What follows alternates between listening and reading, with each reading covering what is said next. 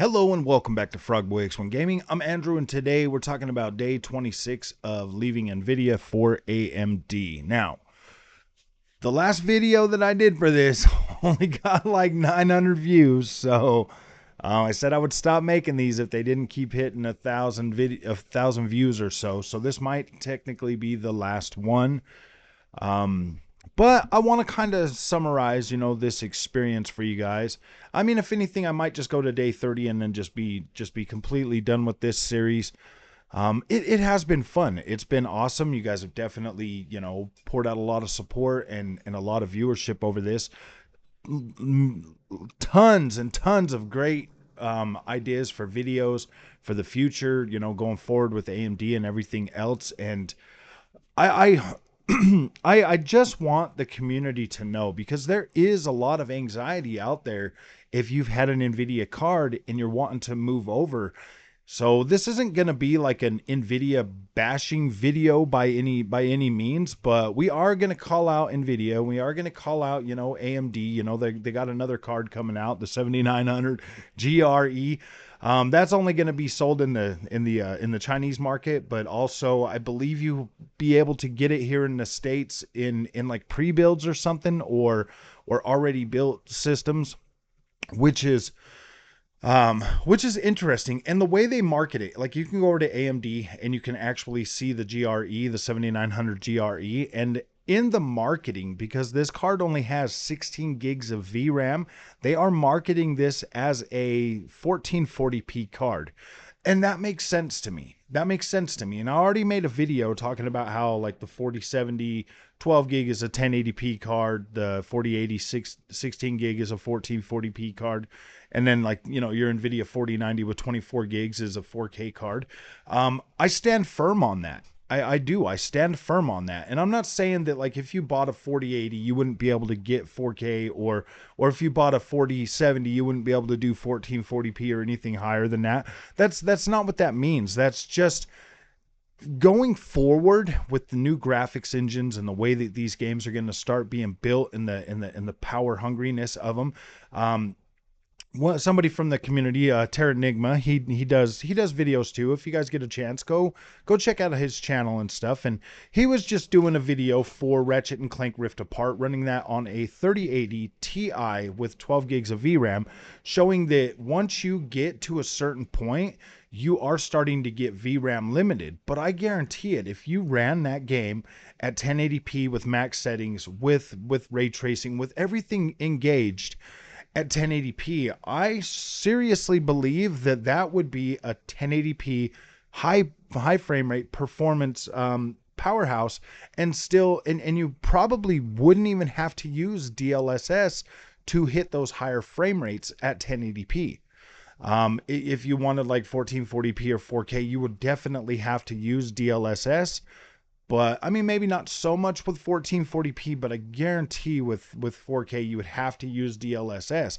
And that's the thing. Like, I feel like us gamers in the PC market, or coming from console, or whatever, wherever you are in gaming, in PC and stuff, knowing the actual graphic card that you're buying, and knowing what its capabilities are, and knowing exactly what level you're buying into is important, is extremely important. And when you've got people out there that are being fanatical about these things, it doesn't help anybody. It doesn't help anybody, because you are underbuying your card and then expecting it to overachieve. And you do have to have some level of expectations when it comes to GPUs, when it comes to CPUs, when it comes to your consoles. And we've all learned that. Everybody on this channel, from the console point of view, we've been learning that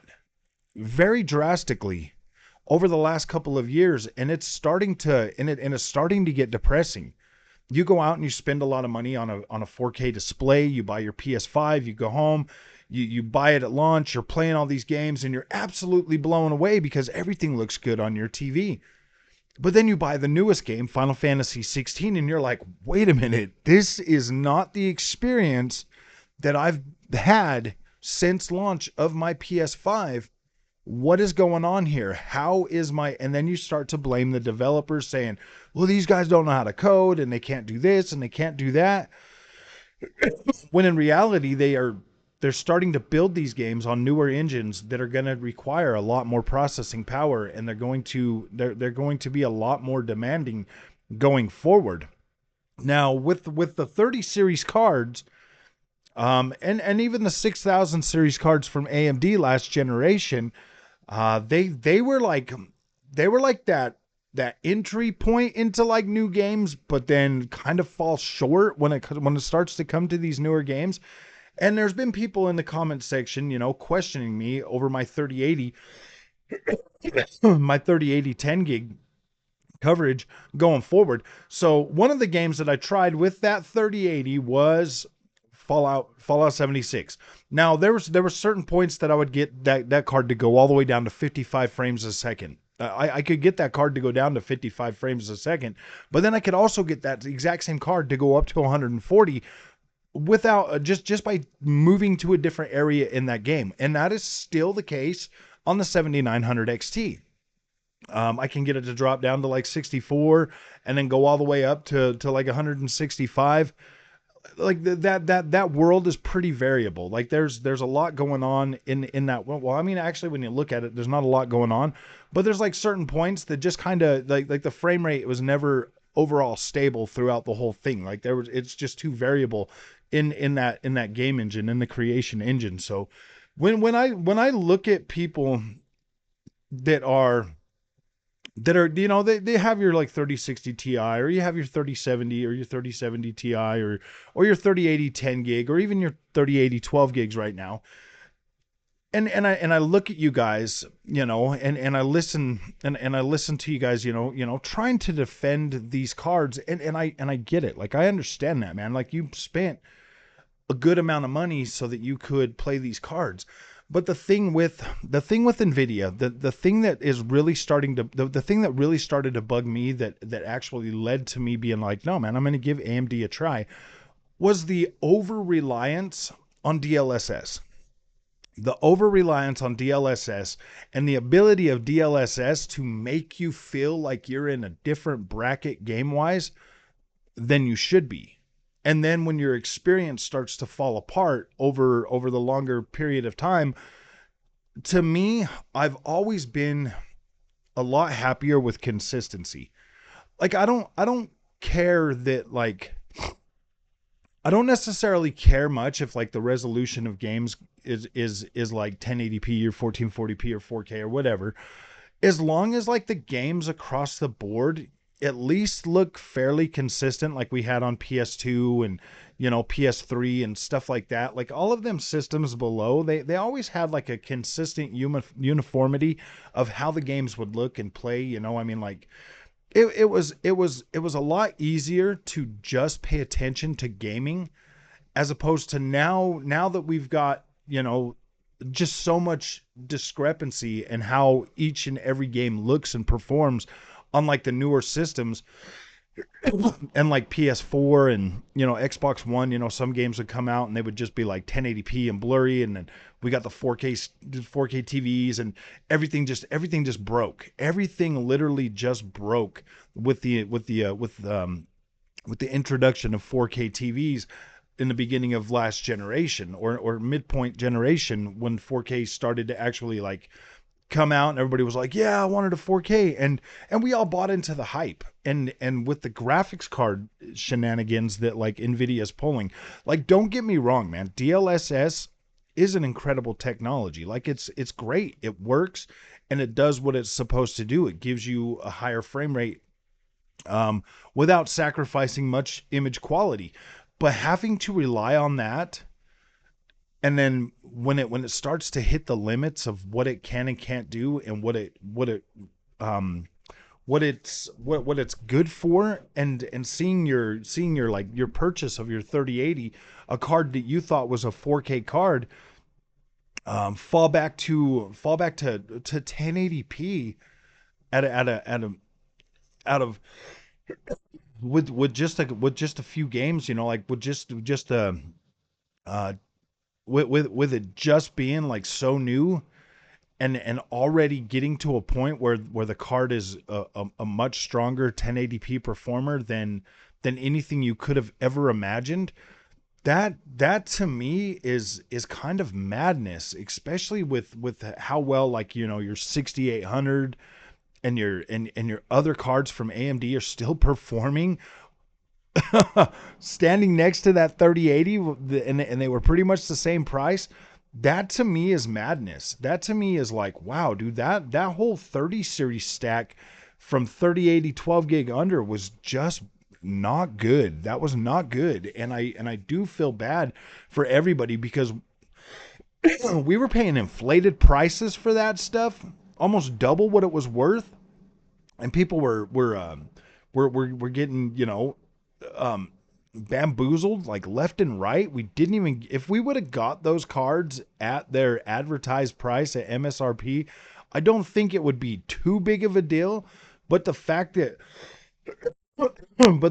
we were sometimes paying double price for those cards, and then Nvidia doubling the price of the 40 series cards and finally giving you enough VRAM to actually have a little bit longer life cycle with this, that sucks, man. That absolutely sucks. So I do kind of feel like Nvidia needs to take one on the chin this generation, and people need to continue to not buy those cards. They need to continue to not buy them, whether that means supporting AMD or whatever. But that to me is just madness. And that the way that Nvidia is kind of, going about this by still being like, still releasing like 40 or 60 series cards, and other cards with like 8 gigs of VRAM, and seriously like cutting down the bus rate.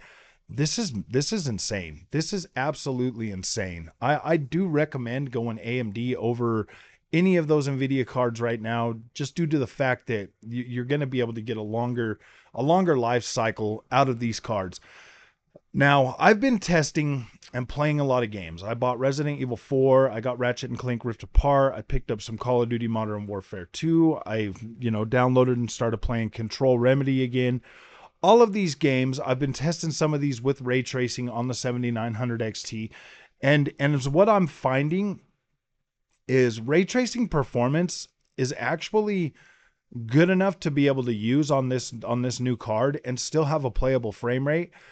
Whether you're using, like AMD's FSR or whatever to upscale those images, or just being able to get into the Adrenaline software and play around with things to squeeze out a little bit more performance, and still have it look and perform good enough to where I don't think that honestly in a million years you would really miss DLSS or any of that kind of stuff. I do feel like this overall experience has been much better. Like I overall feel much better about this purchase than I have any of the Nvidia products that I've bought in to date, because the fact is once you start getting dependent on DLSS, it's kind of all over for you. It's kind of all over for you. If you have a 4K screen and you're wanting to push 4K, it's all over for you. You are going to be on the hamster wheel, and your income, your money, the money that you have, the disposable income that you have, that you can throw at one of these products without financially devastating yourself, is going to dictate how long you stay in that FOMO cycle. Because if you're in a FOMO cycle and you bought the 60 series card, and that's your price range, that's all you can afford is the next one up just to get a little bit more performance, you're going to stay in that cycle of wasting that money, of just absolutely throwing it away, when you could literally take the price of two cards, go buy one AMD card and have it go longer, and not have you depending on something like DLSS. Once you get into the AMD stack, and this is the cool thing that I've realized, once you get in there and you can't rely on DLSS, you're going to have to find other ways to make your experience better. You're going to have to find, you're going to know your limitations a lot quicker. And that's going to set your expectations for what you're going to be able to do with your new card. And I've run into really good success. I mean, in my mind, I'm perfectly okay with this card being a 1440p card and delivering that experience. But I'm finding that I'm able to do a lot more in the 4K space with some of these newer games than I ever would have been able to do with that 3080. And that to me is very, very nice. I really do appreciate that. I kind of feel like the AMD graphics cards are actually built for gamers, because when I'm playing around with this and I'm in the game, and I've said this multiple times through multiple during multiple of these videos, that like this just feels better. This just feels like a more um this just feels better geared toward being a gamer. Like I'm spending more time gaming and less time worrying about like, can my graphics card do that with DLSS? It's been better. You know, I even have the courage after buying this graphics card to invest in that LG C2, because I feel like I can actually play games at 4K and it be okay. Like I can play some of these games at 4K, and you know, being able to set the games at 6K and then go. That's what kind of was like, all right, yeah, it's time. Maybe you can game at 4K and see if you can push some stuff. And that's been pretty cool. It's also given me the ability to start downloading, or not downloading, but doing videos in 4K so that I can put those out for you guys so that you can see in 4K what these games look like and how that does.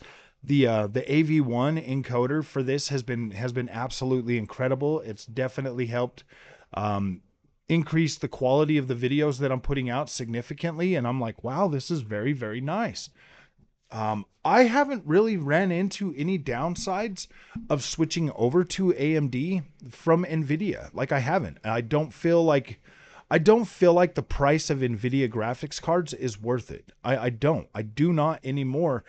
And the fact that like a lot of people are just there's a lot of people that are actually caught up in that whole DLSS thing, man. And it's interesting to see the mental gymnastics that people will put themselves through to defend having to pay more money for something that essentially, like, you have to depend on that. It's almost like an addiction that, like, you have to depend on DLSS, whereas it feels nice. It feels nice to be free from having to feel like that. It really does, guys. I've had this graphics card now for 26 days.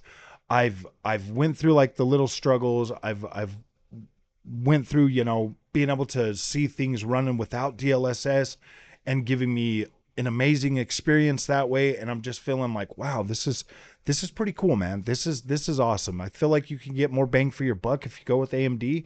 And I don't think you're gonna miss. I don't think you're gonna miss DLSS or any of those other technologies that come with that come with Nvidia. I don't think you're gonna miss those. If you've got the money and you don't care, go with Nvidia, man. Like, buy whatever you want. Like, nobody's telling you that. I'm just here to tell you that, like, my experience, my overall experience with this graphics card has been absolutely incredible. I don't feel negative about it. I'm not feeling bad about it. The card has brought more people to the channel. It's one of those things where, like, this is cool, man. Like, I do appreciate everything that I've been able to do with this graphics card, and and the longevity that it will provide for this channel and for my gaming. I'm happy with that. Like, I do feel satisfied with this purchase. So if you like this content, don't forget to like and subscribe, guys. We'll see you in the next one. Thank you for watching.